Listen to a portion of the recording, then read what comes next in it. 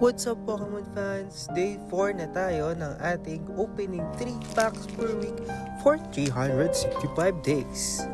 Alright, nandito pa rin tayo sa Terastal Festival at ito yung nakuha natin ng Day 3. Makakuha kaya tayo ng Sunbreon? Tignan natin.